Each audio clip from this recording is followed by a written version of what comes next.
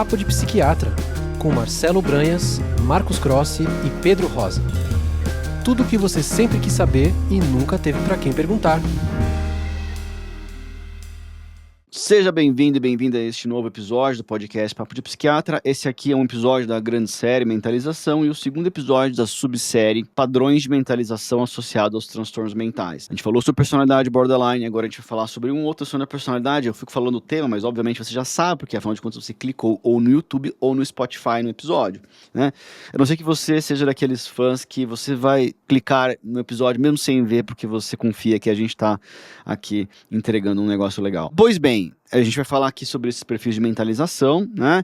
E eu vou fazer uma ressalva que eu fiz, que era muito importante para a personalidade borderline, que é também um tanto importante aqui para a personalidade antissocial, que é que a gente não faz o diagnóstico desses transtornos mentais baseados no perfil de mentalização. A gente faz um diagnóstico baseado em uma outra forma de operacionalização, que pode ser mais ou menos, digamos, criteriológica, baseado só em critério, a gente não usa os critérios assim, né, a ferro e fogo, mas o perfil de mentalização, por vezes, ele vai estar presente em pacientes que não têm uma descrição aqui, acolá, que a gente possa fazer, vai estar presente em pessoas que não têm transtorno da personalidade antissocial. Vou dar um exemplo aqui. Adolescentes com alguma frequência, eles são mais autocentrados e menos envolvidos nos problemas e nas dores dos outros. De maneira nenhuma, isso faz adolescentes antissociais, tá? Ainda que exista uma certa prevalência de transtorno de conduta, né, de algumas pessoas que vão posteriormente receber esse diagnóstico de personalidade antissocial, faz parte de uma adolescência normal o indivíduo ficar mais autocentrado. Isso pode ser desesperador para os pais,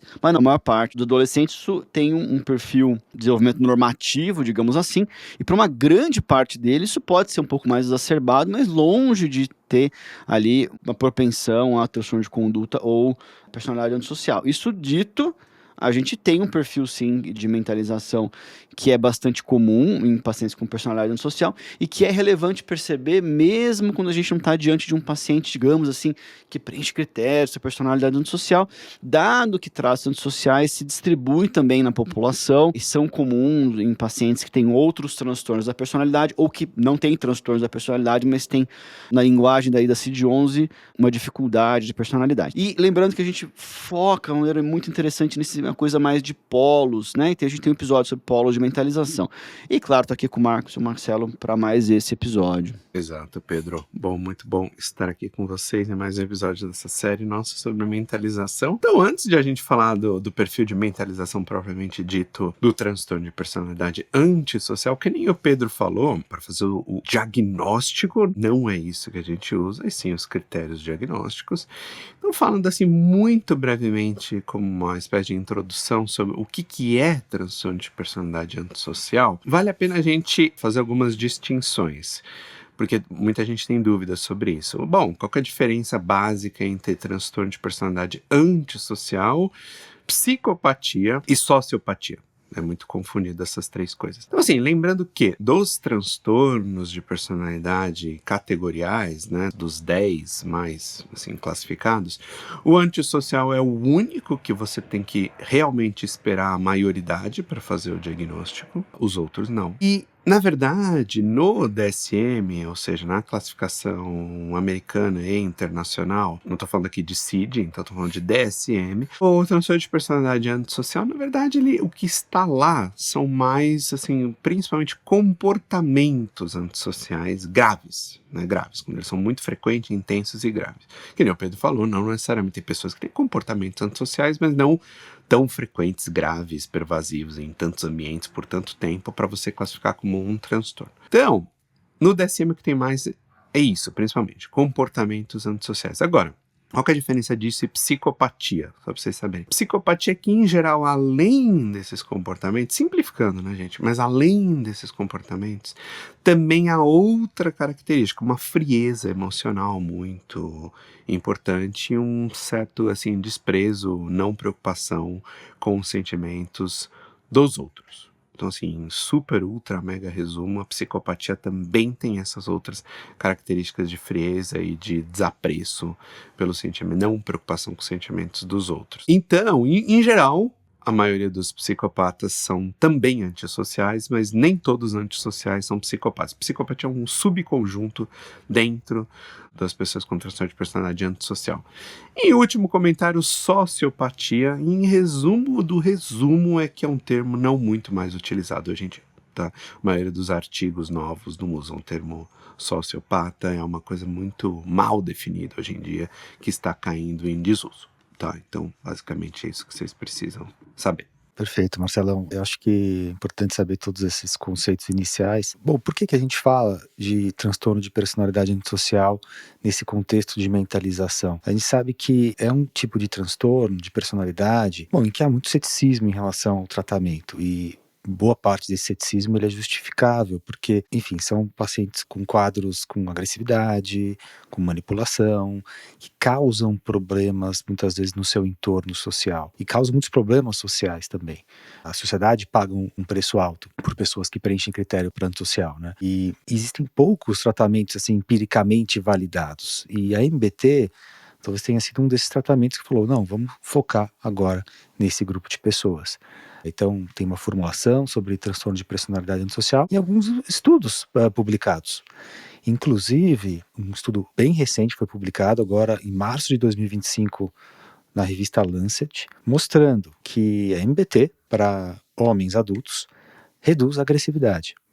É um estudo grande, provavelmente o maior estudo com pessoas com transtorno de personalidade antissocial na Inglaterra, que estavam no sistema de justiça, então tem todo um contexto também, né, não um contexto de consultório, um contexto exclusivamente clínico, mas de qualquer maneira dá uma certa esperança, né, para todos nós, assim, que existem tratamentos que podem ter um benefício, né? Já que, assim, os tratamentos farmacológicos para quem tem transtorno de personalidade antissocial também, enfim, são muito limitados, né? E agora falando, então, talvez um pouco sobre esse perfil, né, de mentalização. Então, está nesse contexto de falar sobre mentalização, né? O que acontece com essas pessoas que têm transtorno de personalidade antissocial? Um dos critérios, né, que essa dificuldade talvez da pessoa realmente se colocar no lugar dos outros, questão de remorso, né? Então, se a gente se lembrar, a mentalização tem a ver com como eu compreendo o outro, né, do ponto de vista de estado mental. E tem uma dimensão que a gente falou em outros episódios, que é essa dimensão cognitiva e afetiva. Então, uma das coisas que a gente percebe em pessoas que têm esse tipo de problema é que, muitas vezes, elas podem até compreender racionalmente e cognitivamente o que acontece dentro do outro. A pessoa está com medo, a pessoa está envergonhada, mas elas têm uma dificuldade de sentir de fato isso. Ou seja, essa parte afetiva está prejudicada. Então isso acaba faltando para eles, então isso, vamos dizer, muitas vezes isso é um freio para a gente fazer algo que machuque os outros, por exemplo. E isso também pode ser usado de alguma maneira, alguns indivíduos talvez mais habilidosos, bem entre aspas, né, não é uma palavra boa para usar, conseguem até manipular os outros. Porque eles entendem o que está acontecendo dentro da cabeça dos outros. Então, não é que eles não, vamos dizer, eles não entendem absolutamente nada do que está acontecendo dentro do outro, né? Como se fosse uma ausência de empatia de qualquer maneira. Não, mas essa parte afetiva muitas vezes está prejudicada. E no tratamento, muitas vezes a gente faz isso, né? Tenta induzir. Será que essa pessoa vai aprender empatia afetiva? Isso é uma das coisas que o Anthony Bateman fala que não adianta muito fazer. Né? Às vezes a pessoa se sente julgada, enfim, e não vai entender também, não está sentindo aquilo. Mas então isso seria uma dimensão importante e diferente de outros pacientes com transtorno de personalidade que tem eventualmente essa sensação, até automática, né? É automático isso. Quando você vê alguém triste, aconteceu algo, automaticamente você sente. Tem circunstâncias talvez que isso pode ficar inibido, se você está altamente estressado, em burnout, né? Isso pode inibir. A nossa empatia afetiva não é tempo inteiro presente também. Isso é consistentemente, persistentemente prejudicado, né? Então eles não sentem. Então isso é realmente algo que causa muito prejuízo interpessoal, né? Tem uma questão aqui, né, de mentalização de si e do outro, né? Porque tem uma divisão de empatia em empatia cognitiva e empatia emocional, né? E tem uma heterogeneidade dentro da população dos pacientes que têm personalidade antissocial, em que alguns eles têm uma dificuldade um tanto quanto global de perceber as intenções e os motivos dos outros, mas tem alguns deles que eles têm uma capacidade que é uma capacidade bastante grande, maior que a média das pessoas, de ter uma percepção de como o outro funciona e que isso, diante de uma propensão ao antagonismo, diante de uma propensão ao não interesse em colaborar com o outro, estabelecer relações de comunhão para benefício mútuo, essa compreensão do outro, ela não é uma compreensão que gera comportamentos de afiliação em relação ao outro. Muito pelo contrário, gera comportamentos de manipulação e exploração. Então, são indivíduos que têm uma habilidade considerável de manipular e explorar outros através de mentiras eficazes. Mas é interessante como algumas pessoas percebem o sofrimento do outro. O indivíduo percebe, ele tem a capacidade de perceber, porém ele entende que aquilo denota naquele indivíduo uma fraqueza e que o mundo é uma visão de mundo, uma visão global do mundo, que o mundo é dos fortes. O mundo é daqueles que não possuem essa vulnerabilidade. E o indivíduo, ao não possuir essa vulnerabilidade, porém ser capaz de perceber essa vulnerabilidade dos outros, identifica isso como uma oportunidade de exploração e manipulação. Concretamente, isso é um comportamento predatório. O predador, ele tem uma percepção sobre essa vítima, dessa capacidade de sacar quem que é a vítima melhor para ele. Note que para outras pessoas que não têm personalidade social, mas que têm uma capacidade de percepção do outro, existe um certo automatismo, que não é um automatismo sem limites, porque isso pode fadigar, esse músculo pode fadigar, mas um automatismo de compartilhamento do sofrimento. Note que não é só percepção, é a 1, percepção, 2, compartilhamento, 3, movimento de alívio do sofrimento do outro. Percepção, ela é uma primeira etapa. Então, quando a gente vê uma pessoa sofrendo, a gente percebe, a gente se coloca no lugar e a gente compartilha desse sofrimento e a gente em seguida vai atrás de um alívio do sofrimento. O indivíduo aqui tem uma outra postura, né? Então, a mentalização do outro, ela é muito nesse sentido de buscar uma oportunidade de exploração, né, desse comportamento predatório, né. Então o indivíduo pode se tornar um aspecto seletivo, assim, né, do que interessa do indivíduo em relação ao outro para cumprimento dos próprios requisitos do indivíduo do que é bom para ele. Agora, outros pacientes antissociais, eles têm uma capacidade e às vezes eles têm até uma supervalorização da capacidade deles de julgamento de si como muito mais capazes do que eles concretamente são, e rapidamente os outros percebem que a mentira é ineficaz, que a manipulação é mal feita, que a exploração ela é tola, né? É ruim, e o indivíduo sistematicamente adquire conflitos interpessoais porque ele não consegue fazer isso de maneira eficaz. Então aí ele tem essa propensão à manipulação e exploração, tem essa propensão de tentar extrair do outro uma relação que é benéfica unilateralmente para isso, mas ele faz isso de maneira destrutiva, rapidamente nas relações. Quer dizer, rapidamente o outro percebe que está sendo manipulado, enganado, né? Exato, Pedro. E ainda quando a gente vê isso em alguns casos, ainda quando o indivíduo, esse indivíduo antissocial tem uma característica, por exemplo, também mais impulsiva, né? E com menos medo, no sentido de certa forma, sobrevalorizar suas próprias capacidades, bom, aí a gente vê também uns indivíduos, às vezes, com personalidade antissociais que acabam sendo ineficazes, né, nessa empreitada de exploração, porque acabam, né, tendo desfechos ruins. As pessoas percebem, o indivíduo acaba tomando um monte de atitudes impulsivas e ele também acaba se dando mal. Talvez esses sejam os principais indivíduos que, em geral, a gente acaba tendo contato, inclusive muitas vezes trazidos por familiares, raras vezes pelo próprio paciente vindo, e às vezes acaba trazendo pelos familiares porque, bom, rapidamente as atitudes do paciente acabam sendo mal sucedidas quando há esse grau elevado de impulsividade e pouco freio relacionado a medo, né, de desfechos negativos. Outra emoção também que falta, que a gente falou muito nesses pacientes, é culpa, né? Em geral, o paciente tem muito pouca culpa pelas suas atitudes, então isso não é uma coisa que vai modular as próprias ações. E quando a vergonha, por exemplo, em geral, é uma vergonha quando ela acontece bem concreta, quando o paciente se sente, de certa forma, desrespeitado numas dinâmicas de poder em relação aos outros, né? Não é aquela vergonha mais assim, poxa, de fato eu fiz algo que não é muito alinhado com os meus valores e eu me senti envergonhado ou culpado. Não, em geral é uma vergonha mais por ter sido se sentir ridicularizado ou desprestigiado ou esse tipo de coisa. E em geral isso, de novo, né, o pessoal da mentalização que trabalha em instituições carcerárias no Reino Unido, eles acabam falando muito sobre essas Essas dinâmicas sociais, né, de antissociais entre si, tem muito essa dinâmica de poder, essa coisa muito concreta, essas regras que se você quebrar algumas regras, está super justificado você levar uma punição exemplar por isso. Então tem muito essa coisa meio olho por olho, dente por dente, assim, né, desses meios, assim, com muitos antissociais.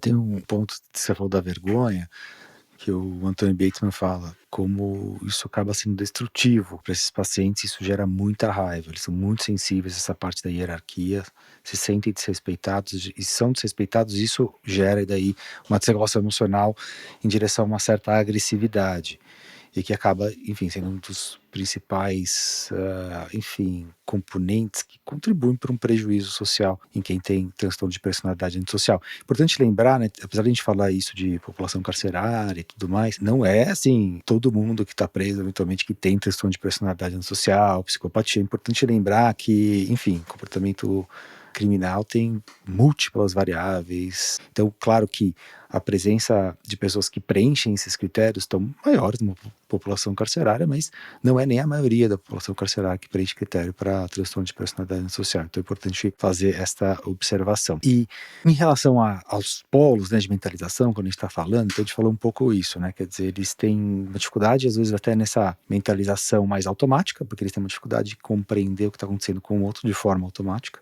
Às vezes controlado, eles aprendem, né, o que é emoção no outro, e às vezes isso pode ser utilizado, né, então de uma forma instrumental para manipulação. Tem um foco muito no outro, nessa observação do outro, muitas vezes também com esse olhar mais de instrumentalização, né, da outra pessoa.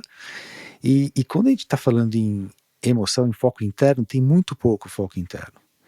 Então tem uma dificuldade de percepção emocional grande também. Então são pacientes que vão ter dificuldade, alexitimia, não vão ter o interesse, a curiosidade do que está acontecendo dentro de si mesmo, né? Então muito voltado ao externo, pouco ao interno, muito voltado no outro, e isso acaba de alguma forma contribuindo para esse quadro de agressividade, manipulação, né, e assim por diante. Sem dúvida nenhuma, um dos transtornos assim da psiquiatria que mais difíceis de serem tratados, eu diria que atualmente não existe assim um tratamento, fala, nossa, um tratamento baseado em evidência para antissocial é este, tratamento de escolha, padrão ouro, né? Os casos são complexos, tem comorbidades, então sempre vai ter que ser caso a caso e ver muito isso, quer dizer, qual que é a capacidade da pessoa se manter em tratamento. Como o Pedro falou, enfim, se o tratamento você precisa de um certo vínculo ali. E sem isso, tudo fica muito, muito mais difícil. Então, são pessoas que têm dificuldade até de manter esses vínculos, então fica uma vida muito desestruturada. Então o Otto Kemper tem alguns escritos dele que ele até diz assim, ele faz um contínuo entre o narcisismo patológico e o antissocial. E ele diz, talvez até de uma forma um pouco especulativa, mas muito baseada na experiência dele, que o narcisista muitas vezes, o antissocial ele tem traços narcisistas, você percebe, tá? Mas quando ainda predomina uma patologia narcisista, ainda ele consegue fazer certos vínculos e se manter dentro de uma hierarquia de uma forma um pouco mais organizada do que o antissocial não. Ele fica uma coisa assim, às vezes até mais lobo solitário, assim, de alguma maneira, e com mais prejuízo interpessoal ainda. Então o Otto Kemper fala assim, de membros de gangues que tendem a ser mais narcisistas do que antissociais por isso, porque a pessoa ela precisa ter uma capacidade de mentalização para organizar o grupo ali, né? Enquanto o antissocial não teria essa capacidade. Porque é muita impulsividade, é muita agressividade, é um déficit de mentalização bem importante mesmo. Tem uma outra questão que a gente precisa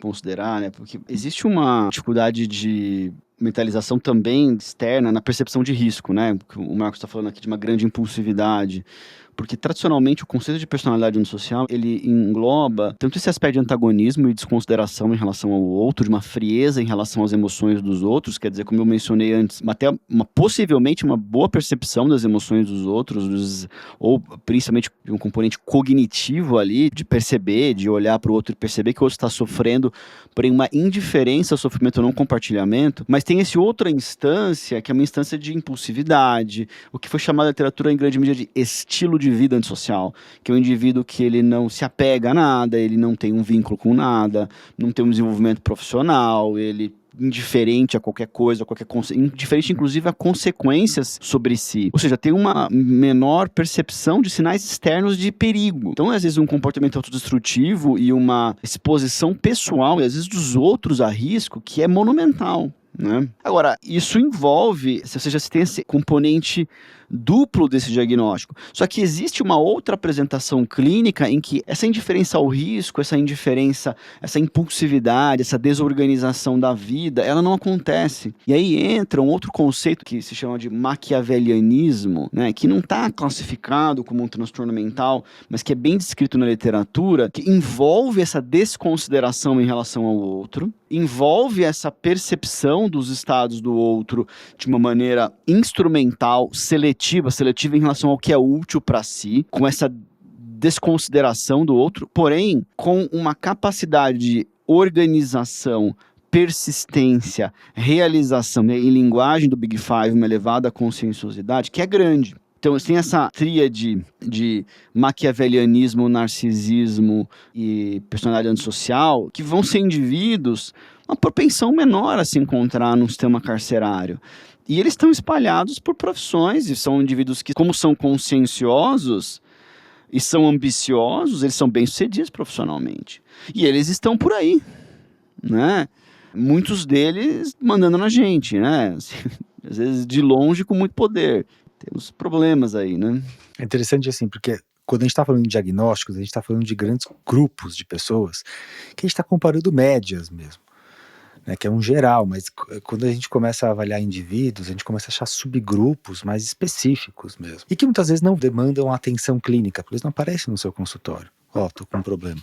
Muitas vezes o antissocial também não aparece, quer dizer, que nem o Marcelo falou, a família que vem. Então são interessante esse grupo mesmo que o Pedro citou, porque enfim, a gente fala de médias aqui, mas é importante saber que existem subgrupos, existem diferenças individuais ali que determinam também quadros mais complexos, que não vão se encaixar nessas descrições gerais que a gente está dando para vocês. Bom, pessoal, esse foi um episódio dessa subsérie da série de mentalização, subsérie sobre os transtornos mentais, e nos vemos no próximo, falaremos aí sobre narcisismo. Obrigado pela audiência, deixem sugestões, dicas, críticas e o que você quiser. Um abraço e até a próxima. Até o próximo, pessoal. Um abraço. Um abraço, pessoal.